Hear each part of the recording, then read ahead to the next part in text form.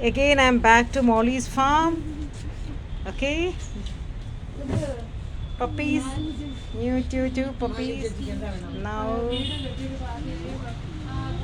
ഇവിടെ നമ്മളിങ്ങനെ പോവാണേ.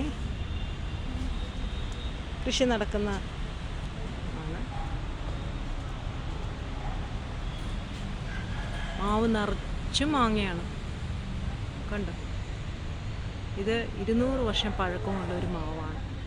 ഓക്കെ, ഇത്